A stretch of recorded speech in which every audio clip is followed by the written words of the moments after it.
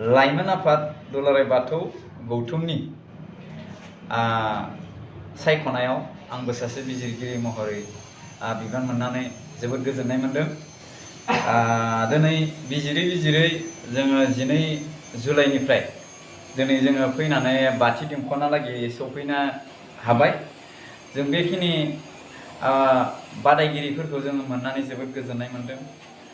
नाथाय मोजां खनगिरि बादायगिरि दंब्लाबो माखासे जाहोनफोरा सोरखौबा उथ्रिनो हायै लामायाव दैथायहरबाय, जेरै दामग्रा देग्रा बिथांमोननि एसे एनै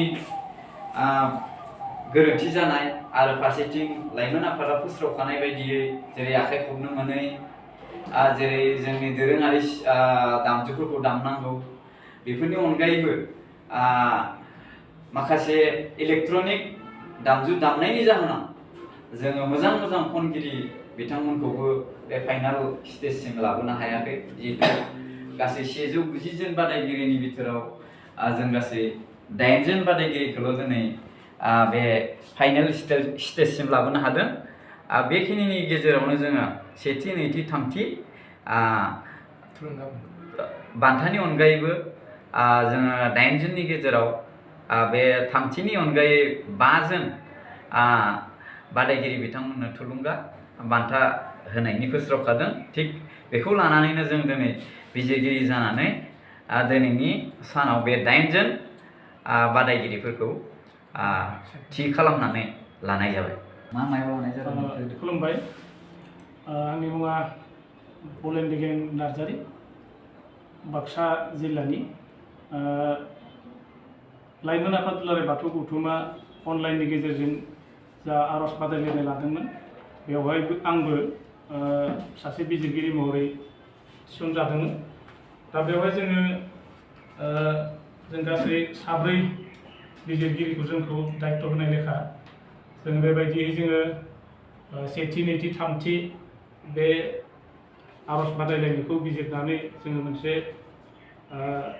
फिथाइ दिहुननो हाबाय। 8 जननि टप 8 जायखौ जों बुंदों। दा बेवहाय जोङो बादायगिरि मोननिसिम गिबियावनो आं साबायखरखौ बावहरदों बादायनायनि थाखाय। दा जोङो 190 बादायगिरिनि गेजेराव जोङो बिजिरनानै जोङो ओरैबायदिखौ मोनदों जे जोङो आर'ज मेथाइ होनोब्ला जोंहा तालनि बाथ्रा फैयो, लयनि बाथ्रा फैयो, गारांनि बाथ्रा फैयो, मोन्दांथिनि बाथ्रा फैयो। दा बेबायदि पइन्ट्सखौ लानानैनो जोङो बिजिरदों। दा बेवहाय जों नुदों गोबांखौनो जोङो तालखौ मोजाङै जोङो जेरै जानांगौ बेबायदि खालामनायखौ जों नुवाखै। जेरै जोङो मोनसे मेथाइ जानो गोनांब्ला जोङो समभागखौ नायथारनांगौ जायो। बेवहाय गोबांखौनो जोङो समभागखौ नायिखौ नुदों। जोङो मोनसे आर'जनि मोनसे मानदान्दाखौ जोङो गोजौ फारसे जोङो मुलुगाव देखायनोब्ला बा दिन्थिफुंनोब्ला जोङो बेखौबो नोजोर होनाया मोजां। आसा खालामदों इयुनफोराव बेफोरखौ नोजोर होनानै बे आर'ज मेथाइखौ रोजाबगोन। बेखौ आंनिफ्राय आसा थिनाय जादों। बेनिफ्राय जोंहा गोबां रोजाबगिरियानो मोजाङैनो रोजाबदों। जोङो दामजुनि बेलायाव दामजु दामगिरिखौ जोङो एसे माने आंखालखौ नुनाय बायदि मोनदों। जायनि जाहोनाव सोरबा बादायगिरिया जे सेरजा दामग्राखौनो मोनाखै, सिफुंजोंल' रोजाबनांगौ जादों। सोरबा खाम दामदोंब्लाबो जे मोजाङै दामनो रोङि, बेबायदि रोंस्लाबि खाम दामनायखौबो दामहोनानै बे आर'जखौ जोङो रोजाबनायखौ नुदों। मिजिंथियो जोंनि गासै बर' माहारियानो जोंनि दोरोङारि दामजु बेखौ माने मोजाङै सोलोंगोन आरो इयुन बेलाफोराव बा इयुन समफोराव बेबायदि जायखिजाया दोरोङारि माबा मोनसे बादायनाय, जेरै आर'जआनो जा बा गुबुन जोंनि दोरोङारि जा खुगा मेथाइफोरानो जा, सुबुं मेथाइयानो जा, बेफोर बादायलायनायाव जाहाथे जोंनि दोरोङारि दामजुफोरखौ मोजाङै दामनानै बेवहाय जोङो मोजाङै दिन्थिफुंनो हायो, बेखौ आसा थिदों।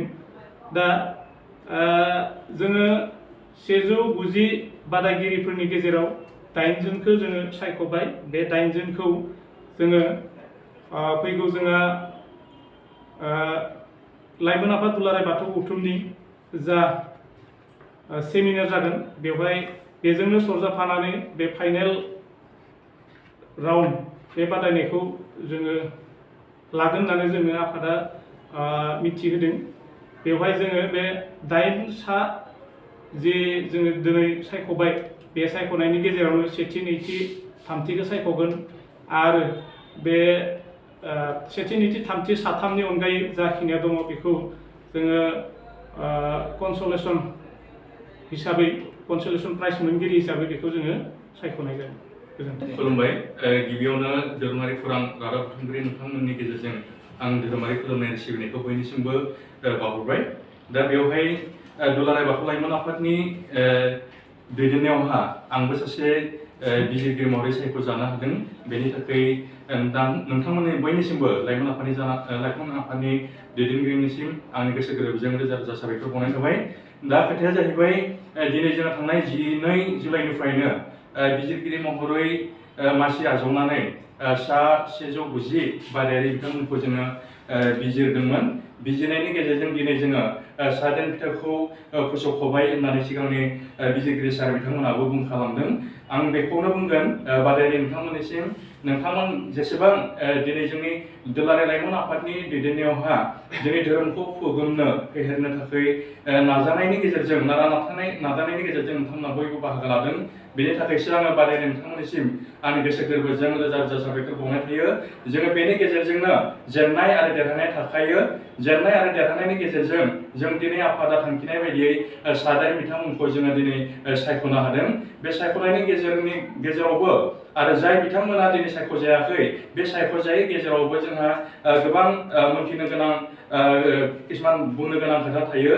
मानो होनब्लानो जोंहा दैदेनगिरि बा आफादनि दारै जिहेतु फोसावदोंमोन, जोंहा हमना ला गिबियावनो मोनबा आयदा लानानै जोङो मार्कखौ होनो खावलायदोंमोन।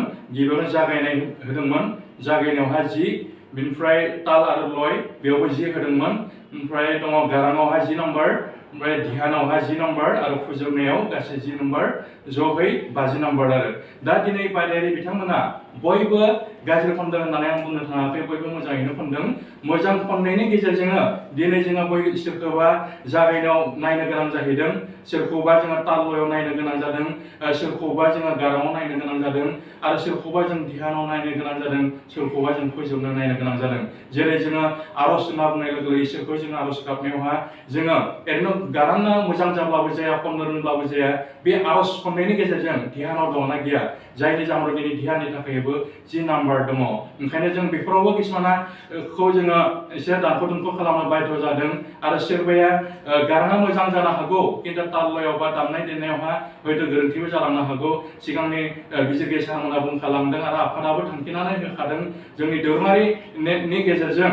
जेरै सिफुङा जोंहा मोनबा गुदुंनि जानांगौ, बेयाव सोरबाया हयथ' गंद' गुदुंजोंबो दामनो हागौ, सोरबाया हयथ' हारमनियाम दामनायनि थाखायबो हयथ' मोनाखै जानो हागौ, सोरबाया जिखुनु मिउजिक हमना ला जोङो केसिअ दामनोबो हागौ, सोरबाया बे दामनायनि गेजेरजोंबो सोरबा मोननो हायाखै।